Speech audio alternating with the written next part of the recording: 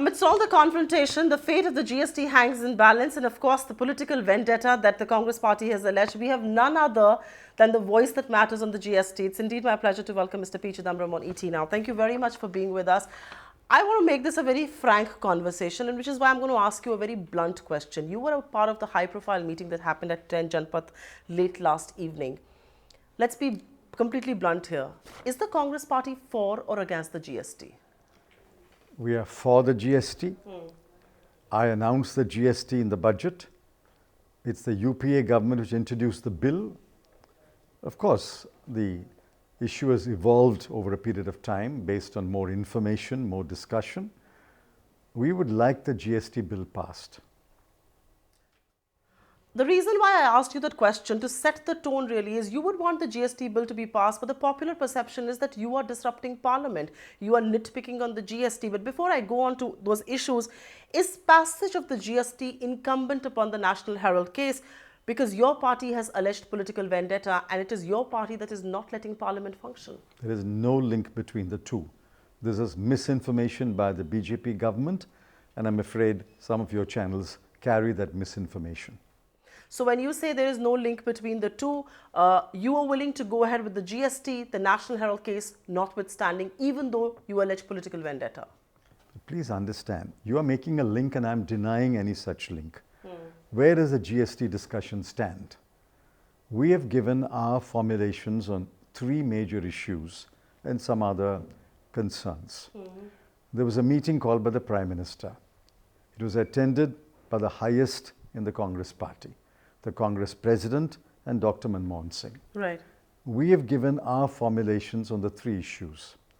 Government said they will reflect and come back to us. It's been a week. We have heard nothing from the government so far. It's going to be actually 2 weeks since that Chai Pe Charcha happened.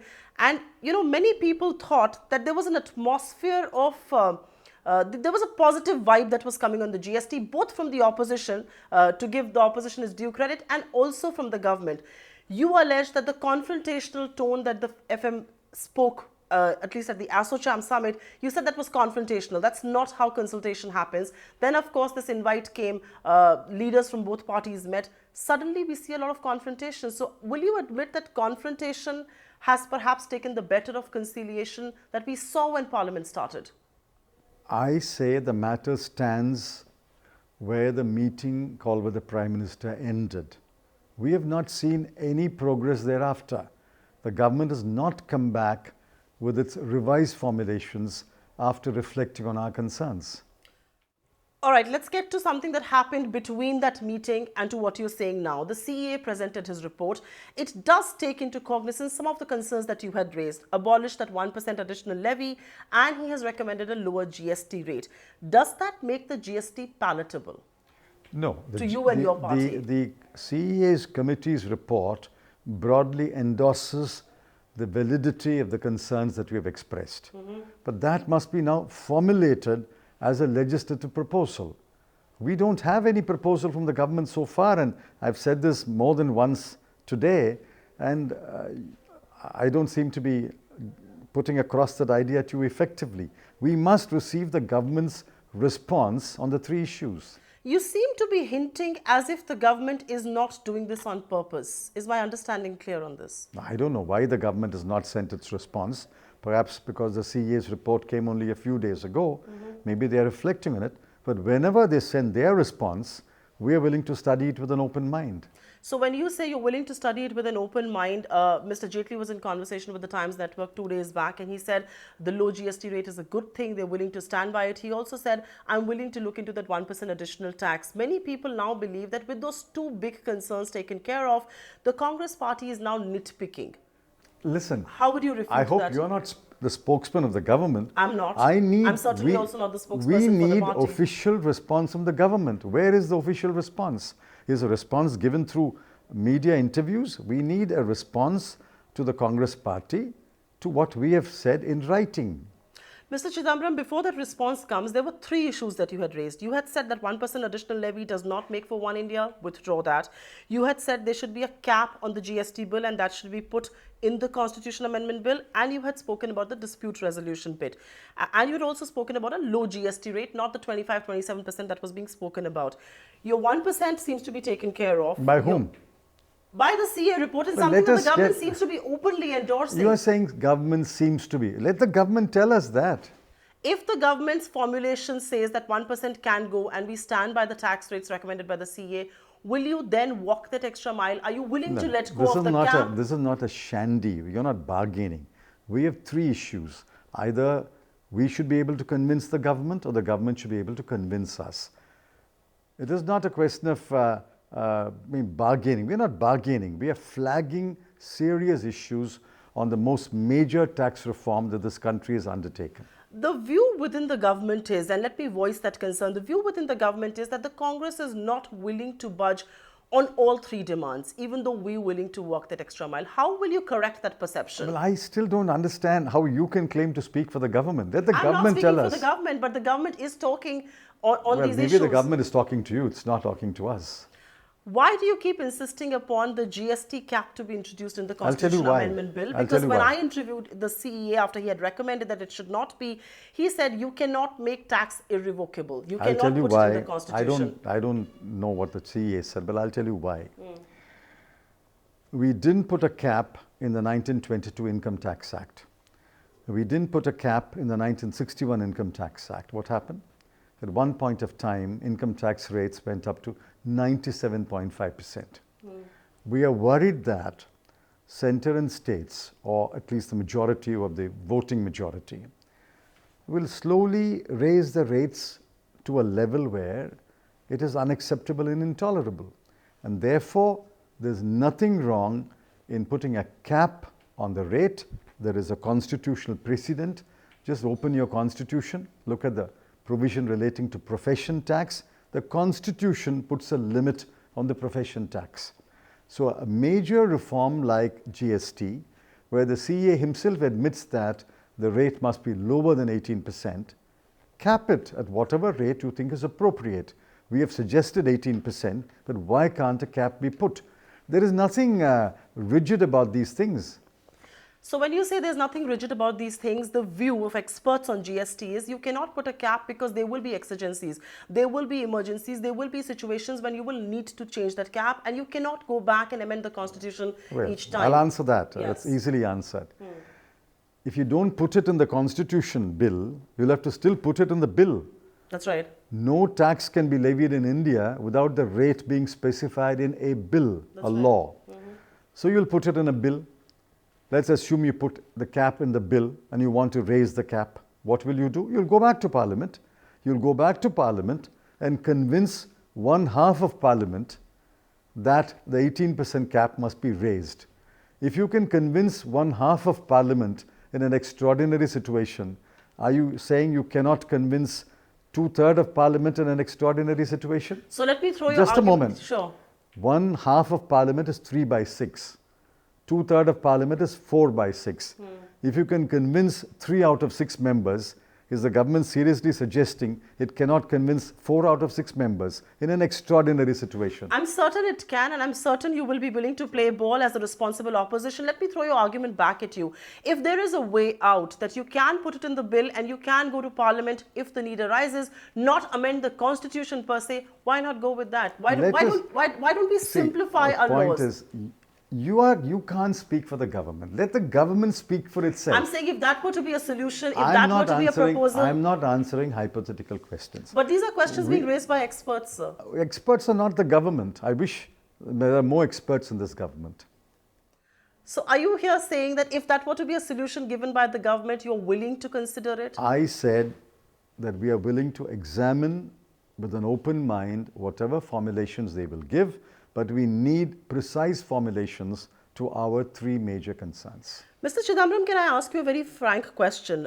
2 days back... all these questions have been frank and answers have been frank too. I appreciate that very much. 2 days back, There was almost this sense being given by your party, I'm not saying you, but many members within your party were giving a sense that, the GST has gone for a walk. The GST can go for a walk. If you're going to bully us outside of Parliament, we're going to bully you within the House. This change of stance seems to be suggesting that the Congress party doesn't want to be caught being an obstructionist on the GST. These are your views, these are your impressions. I don't have to comment on them. Can the Congress party afford to obstruct the GST? We are not obstructing the GST. We are waiting for the government to give its revised formulations. And by when do you expect this revised formulations to come in? I don't know. You should put the question to the government. You speak about the dispute resolution. Mr. Jaitley was also in conversation on this issue at public forums, and he said that dispute resolution proposal by the Congress party or by the standing committee does not meet the expectations of Parliament. It is unworkable. Are you willing to reconsider on that demand? No, I think I disagree. And why should you give the tax powers to the courts instead of the council? I'll tell you, who resolves sales tax disputes? Who resolves VAT disputes? Who resolves income tax disputes? Who resolves disputes between state and state? These are independent tribunals. How can a body consisting of the 2 or 3 disputants become the dispute resolution mechanism? All tax disputes in India are resolved by independent tribunals, one removed from the executive government.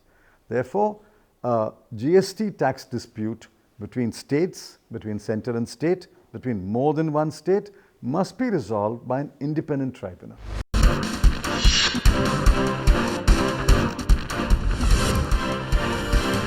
All right, I want to go back to the CA's recommendations because I know you shared this view in the past. It may have changed with changing realities. The CA recommends that petrol, alcohol, electricity and real estate should be a part of the GST bill at the earliest.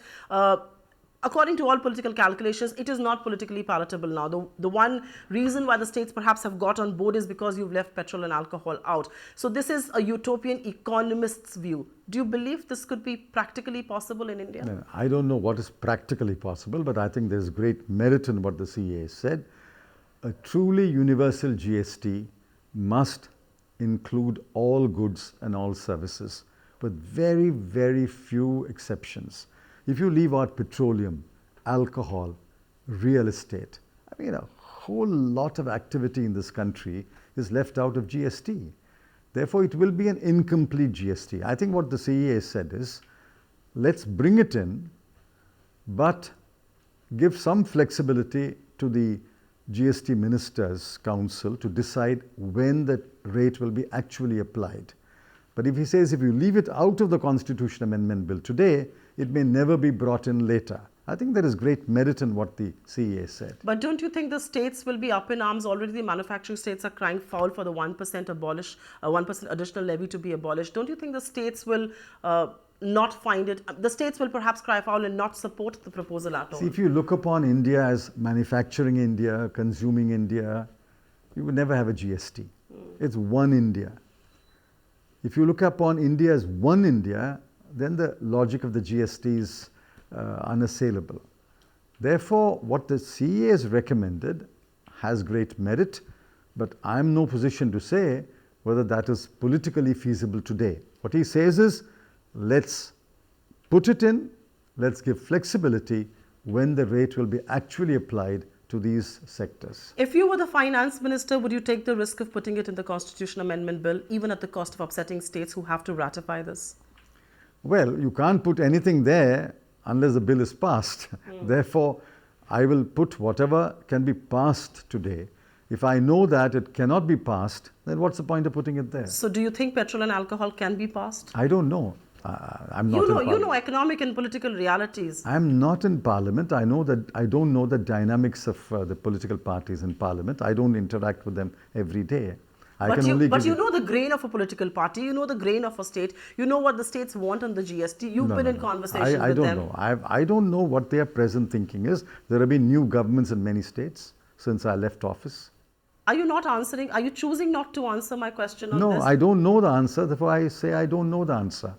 Why do I feel you're not answering my question even though you know the answer? Because you've been finance minister for many, many years. You obviously know what the states will agree to and what they want. Why do you feel so? Because you are an anchor. and it's your business to be confrontational. No, I'm not being confrontationist at I all. don't know the answer. Let me ask you a more political question on the GST. The view within Parliament seems to be that the government is using pressure tactics to get everybody on board. Is that a view you subscribe to? Well, I don't These know. are conspiracy theories. Well, I don't know, but I mean, governments do use pressure tactics to bring in smaller groups on board. I mean, that's a known fact. Whether this government is doing it on this occasion, I can't say. Are you willing to put your neck out and say that the National Herald case is perhaps an example of this? I have said more than once today in this interview that there is no link. I understand it's delinked, but no is the link. government using a pressure tactic here? If they do, they are being short-sighted. Such pressure tactics won't work. Why does your party call the National Herald case a case of political vendetta? Well, I'm not using that word, but you are using that word. Your leaders have used that word. What we are saying is, it was a private complaint that remained in court. As long as a private complaint remained in court, let it remain there. But when government leaders, including ministers, comment on the case, and I've got interviews of ministers, BJP leaders, who said there's more than a prima facie case, and then you suddenly find the Enforcement Directorate closing an inquiry, the private complainant writing a letter to the Prime Minister. A day after, the Enforcement Director is sacked, transferred out of the job, and the case is reopened. Now, if the government was absolutely indifferent to the National Herald case, and the government was completely neutral about it, why is a closed Enforcement Directorate inquiry reopened? That raises many questions, and you are right within your ambit to read it as, and you're perhaps smelling a rat. Therefore, there is a strong suspicion. All I can say at the moment is a strong suspicion that some of these actions are motivated. Now, it's for the government to dispel that suspicion. It can be motivated at the level of the ED, but are you, and by you I'm actually asking you to wear the congressman's hat, is the Congress party wrong in casting aspersions at the judiciary on this? No, we are not casting any aspersions on the judiciary. Let me make that clear. For example, if you ask me about the judgment, I will criticize the judgment, but I will not criticize the judge. It is the right of a citizen to criticize a judgment. That is fair criticism. It's absolutely acceptable in a democratic society. I'm not criticizing the judge, but I'm saying the judgment is flawed. You have called the judgment incomprehensible as well. Why do you choose to say that? Because in one part of the judgment reads, it smacks of criminality, but what species of criminality it's not necessary to go into at this stage. Without even identifying which section may be attracted, how can the judgment say it smacks of criminality? Let me go back to the basic judgment and the charges that were raised by Subramanian Swamy. Your party has also said that, and you have been on record to say that nobody was cheated and there weren't any complaints of cheating. But can you deny the fact that in a democracy like India, you can approach the courts if you feel that something wrong has been done? And Subramanian Swamy is in his, he's well within his right to do so. No, we have nothing against a private complaint being filed. We are questioning the basis of the complaint. If a ill-advised complaint is filed, so be it. But we are not discussing the complainant, we are discussing the charge.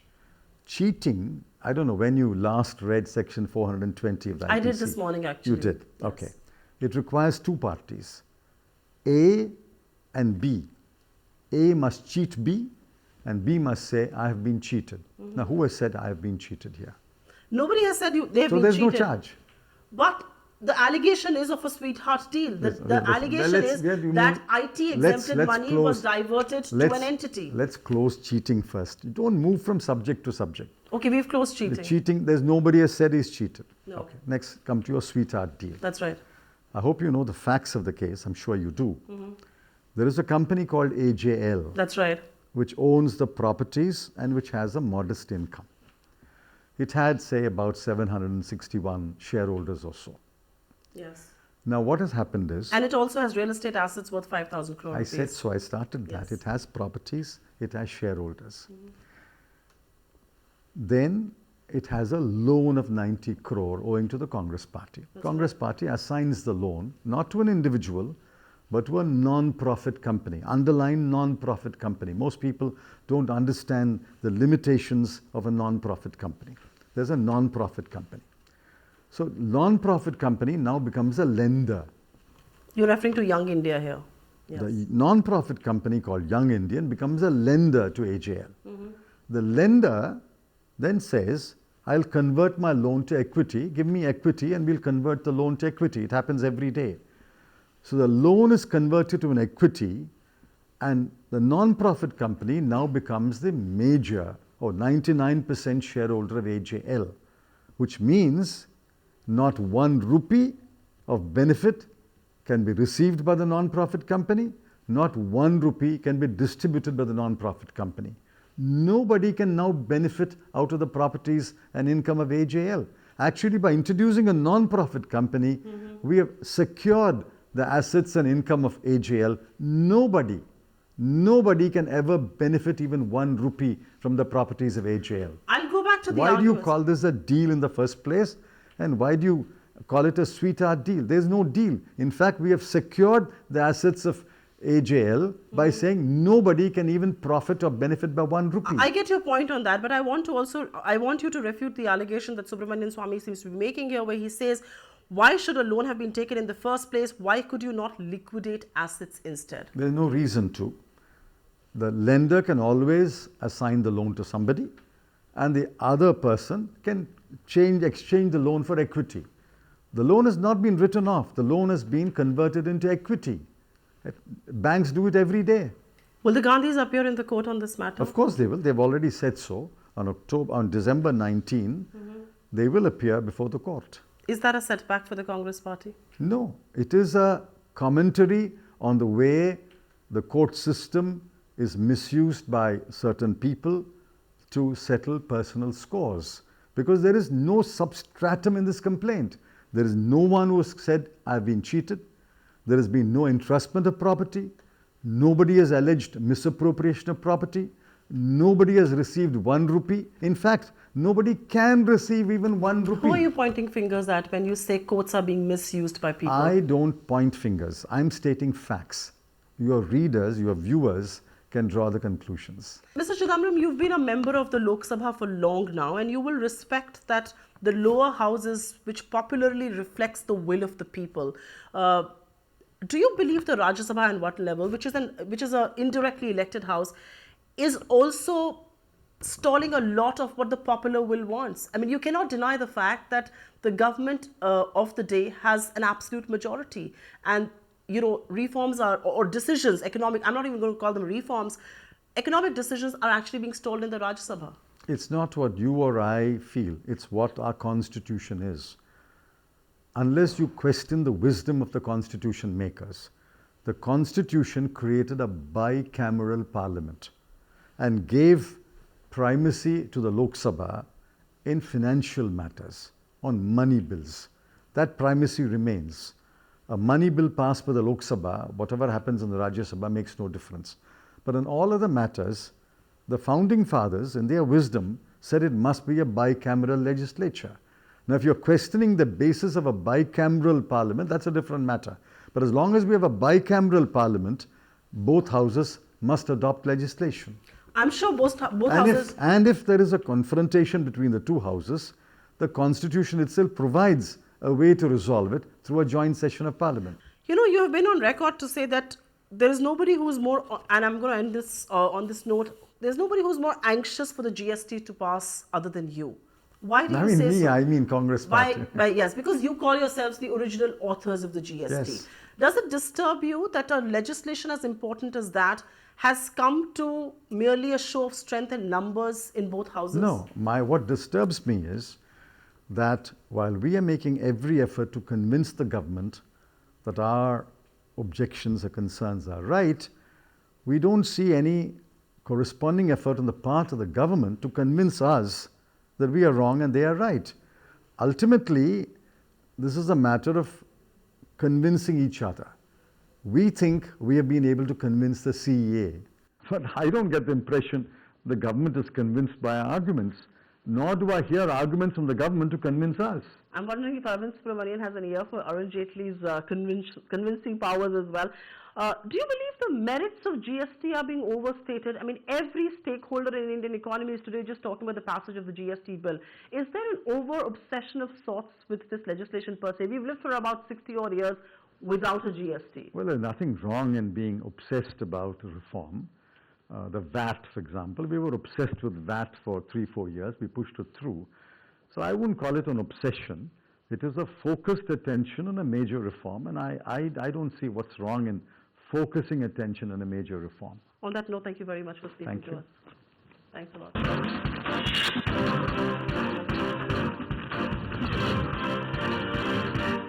Find us on Facebook at facebook.com/etnow and don't forget to click the like button. You can also follow us on Twitter at etnowlive. To stay updated with all our programming, hit the subscribe button on our YouTube channel by logging on to youtube.com/user/etnow.